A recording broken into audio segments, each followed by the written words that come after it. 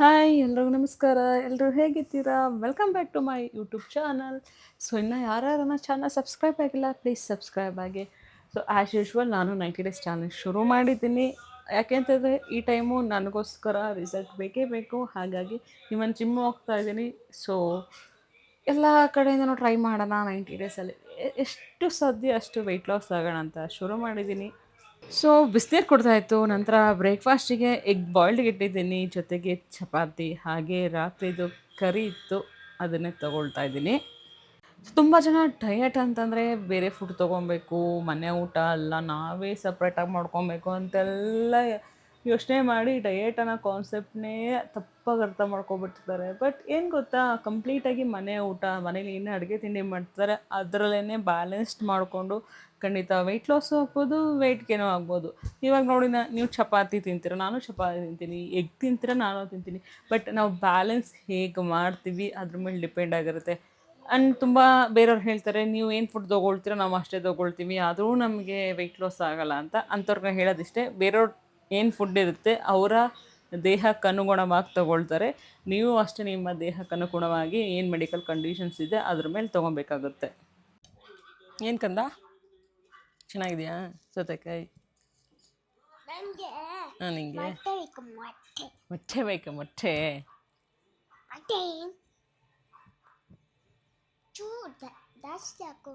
ಇದು ಚೂರು, ಆಮೇಲೆ ತಿನ್ನು ಚೂರು. ಹೆಂಗಿದೆ?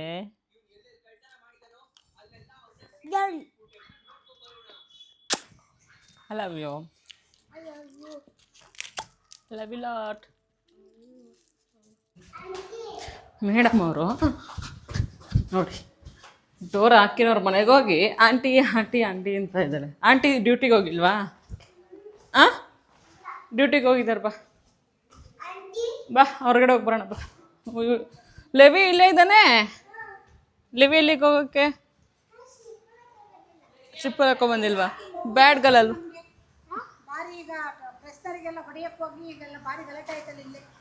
ಚಿನ್ನಿ ಹೊಡೆಯಕ್ಕೆ ಹೋಗಿದ್ದ ನೀನು?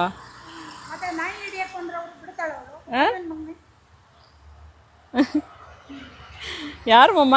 ಯಾರ್ದು ಮನೆ ಹತ್ರ ನಾನು ಗೊತ್ತಿಲ್ಲ ಇವ್ರು ಯಾರು ಅಂತ, ಆದರೆ ಕಳ್ತನ ಮಾಡೋಕ್ಕೆ ಹೋಗ್ತಾ ಇದ್ದೀನಿ.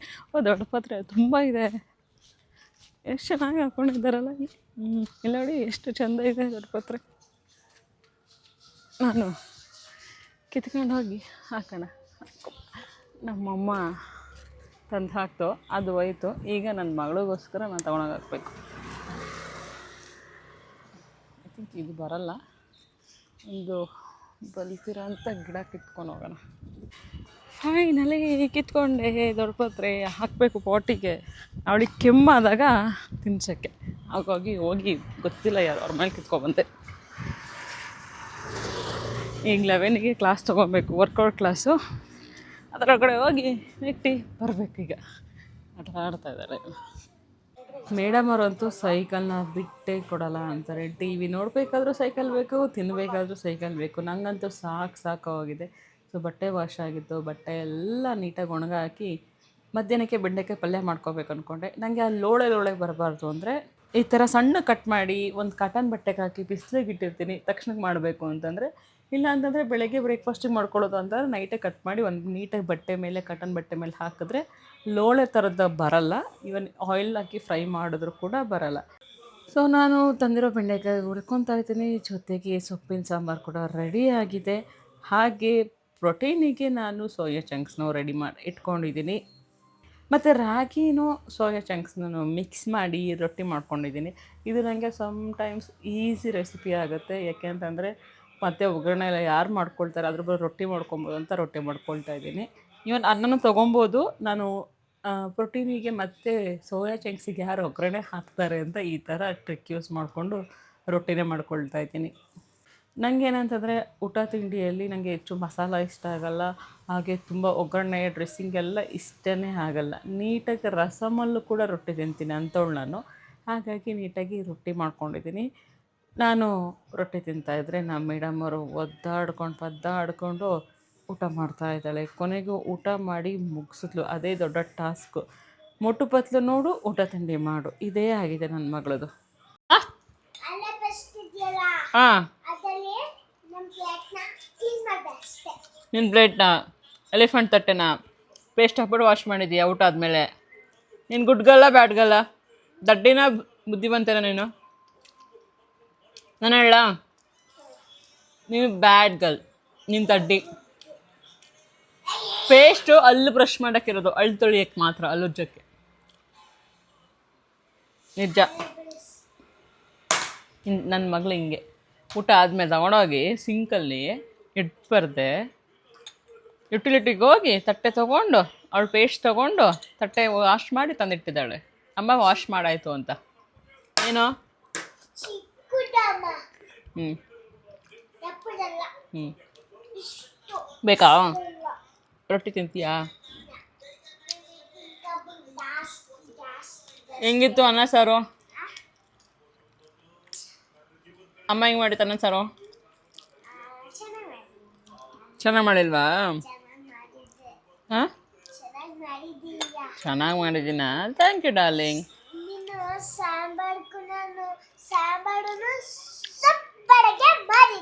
ಹೌದಾ? ಯಾರ ಫೇವ್ರೇಟ್ ಸಾಂಬಾರು?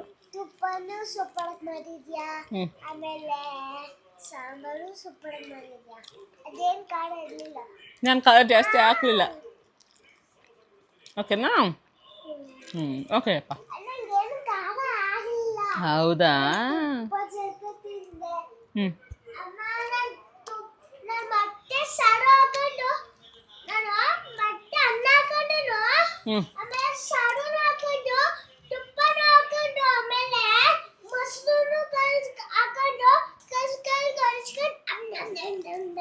ನೀನು ಅನ್ನ ಸಾರು ಊಟ ಮಾಡಿಲ್ಲ ಹಾಗಾದ್ರೆ. ಇವತ್ತು ಹೋಗಿ ತಿಂದಿದೀಯಾ ಎಲ್ಲ ಮಿಕ್ಸ್ ಮಾಡ್ಕೊಂಡು ಕಲ್ಗಚ್ ಮಾಡ್ಕೊಂಡು?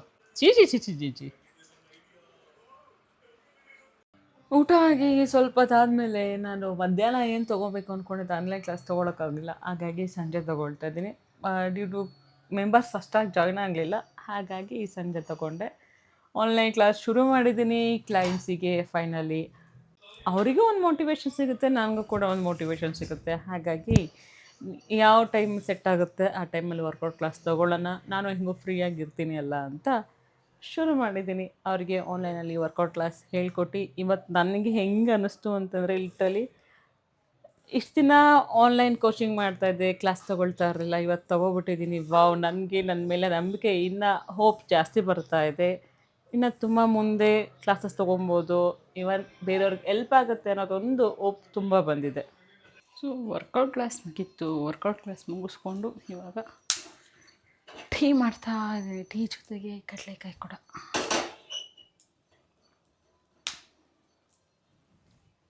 ತುಂಬ ಚೆನ್ನಾಗಿತ್ತು ಕಡಲೆಕಾಯಿ ತಿಂದು. 1 ವೀಕ್ ಮೇಲೆ ಆಯಿತು. ಸೊ ಟೀ ರೆಡಿ ಆಗ್ತಾಯಿದೆ. ಇನ್ನು ಟೀ ಚೆನ್ನಾಗಿ ಕುದಿಬೇಕು. ಕುದ್ಮೇಲೆ ಹಾಲು ಹಾಕಿ ಜೊತೆಗೆ ಕಡಲೆ ಬೀಜ ಬೇರೆ. ಇವತ್ತು ಏರ್ ಫ್ರೈ ಇಲ್ಲ, ಕರೆಂಟ್ ಇಲ್ಲ, ಸೊ ಹಾಗಾಗಿ ಇದ್ರಲ್ಲಿ ಹುರ್ಕೊತಾ ಇದ್ದೀನಿ. ನಾನು ಏರ್ ಫ್ರೈಗೆ ಹಾಕ್ಬಿಟ್ಬಿಡ್ತಾ ಇದ್ದೆ. ಅದು ಹಾಕೋದು ಒಂದು 7 ಮಿನಿಟ್ಸ್ ಹಾಕ್ಬಿಟ್ಬಿಟ್ರೆ ಅದೇನು ಹೋಗಿ ಕೈಯಲ್ಲಿ ಉರಿಬೇಕಂತ ಏನಿಲ್ಲ, ಅದ್ರ ಪಾಡಿಗೆ ಅದಾಗೋದು. ಇವತ್ತು ನಾನೇ ಕೈಯಲ್ಲಿ ಮಾಡ್ಕೊಬೇಕು. ಈ ಸಿಪ್ಪೆ ಕಪ್ಪಾಗ್ಬಿಡುತ್ತೆ, ಏರ್ ಫ್ರೈರಲ್ಲಿ ಅದು ಆಗೋದೇ ಇಲ್ಲ.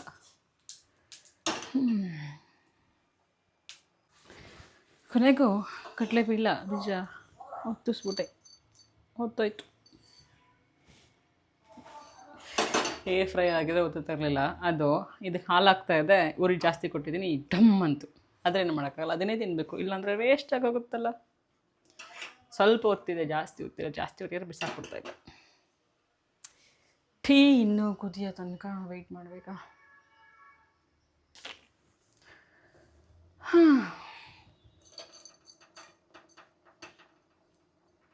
ಟೀನೂ ರೆಡಿ ಆಯಿತು, ಜೊತೆಗೆ ಸೀದೋಗಿರೋ ಕಡಲೆ ಬೀಜನೂ ರೆಡಿಯಾಗಿದೆ. ಬಂದು ಮಲಗಿದ್ಲು. ಸೊ ಅವಳನ್ನ ಅಲ್ಲೇ ಬಿಟ್ಟು ನಾನು ಜಿಮ್ಮಿಗೆ ಬಂದೆ. ಅವ್ರ ಅಪ್ಪ ಮಗಳು ಮಲ್ಕೊಳ್ಳಿ, ನಾನು ಅಷ್ಟರಲ್ಲಿ ಜಿಮ್ ಮುಗಿಸ್ಕೊಬರ್ತೀನಿ ಅಂತ. ಮಾರ್ನಿಂಗ್ ನಾನು ಅವಳಿಬ್ಬರೇ ಇದ್ದರೆ ಬರಲ್ಲ, ಈವ್ನಿಂಗ್ ಬರ್ತೀನಿ.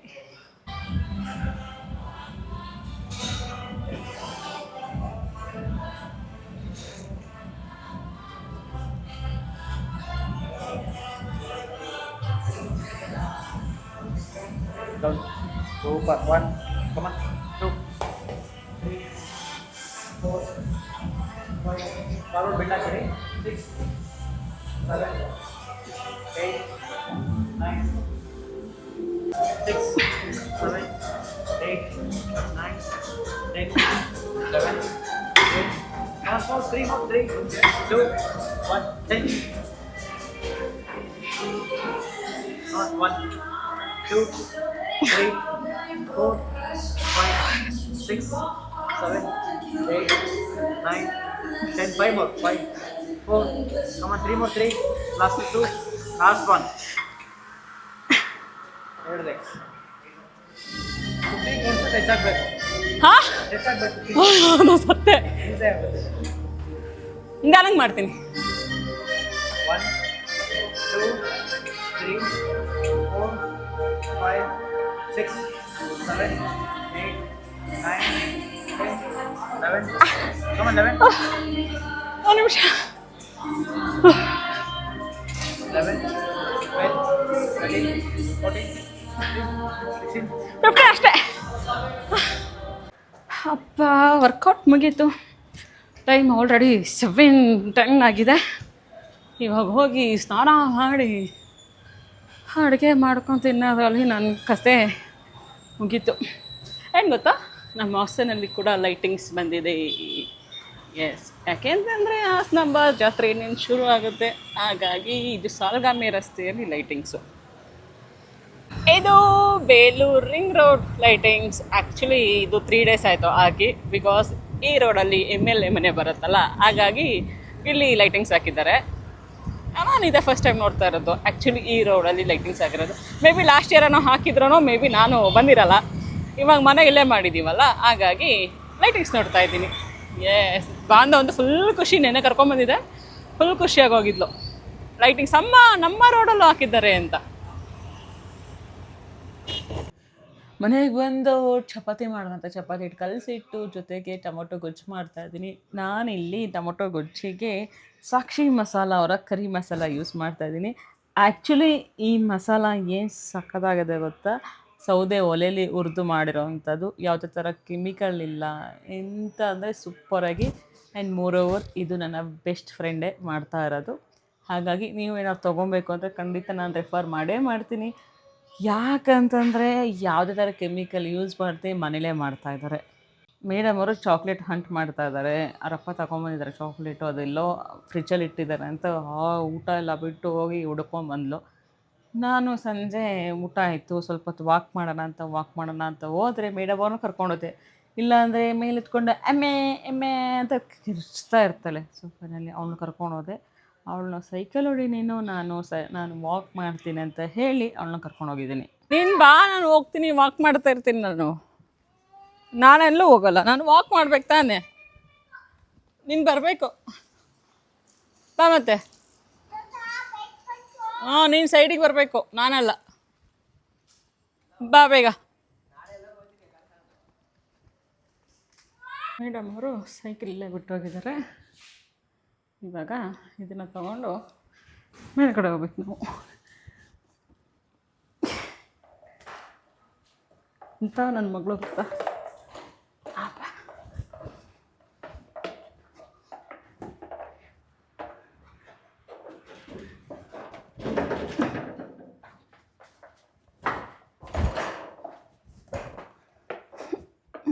ಸೈಕಲ್ಲ ಅಲ್ಲೇ ಬಿಟ್ಟು ಆಗಲಿಲ್ಲ ಎತ್ಕೊಂಬರೋಕ್ಕಾಗಲಿಲ್ಲ. ಅಪ್ಪ ಸುಸ್ತಾಯಿತು. ಅಮ್ಮ ನಂಗೆ ಸುಸ್ತಾಯಿತು ಮಮ್ಮ. ಹಾಂ,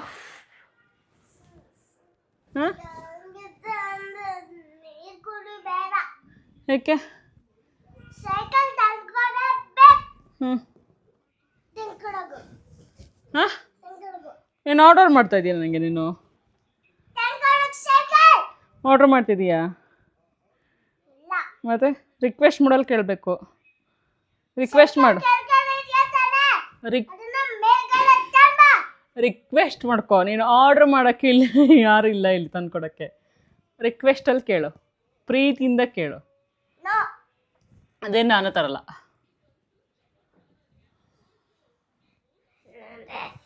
ಅಮ್ಮ ಏನೋ ಏಯ್ ಏಯ್ ಅಮ್ಮ ದೌರ್ಜನ್ಯ ಮಾಡ್ತದೆ ನನ್ನ ಮೇಲೆ. ನಾನು ಇವಾಗ ಒಬ್ರು ಎದ್ದೇಳಿದ್ರೆ ಒಬ್ರು ಓಡೋಗ್ತಾರೆ ಈಗ. ಅಮ್ಮ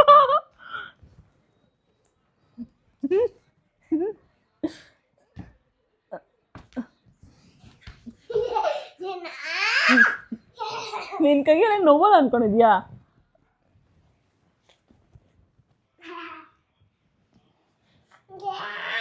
ಈಗ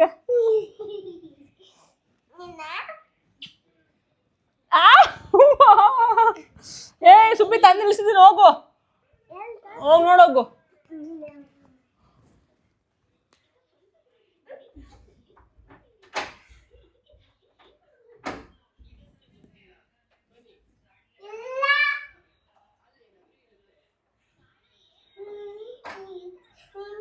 ಕನ್ನಡಕ ನಂಗಲ್ಲ, ನಿಂಗೆ ಹಾಕ್ಬೇಕು. ಅದೇ ಹೇಳಿದ್ದು ಕನ್ನಡಕ ನಿಂಗೆ ಹಾಕ್ಬೇಕು ಅಂತ.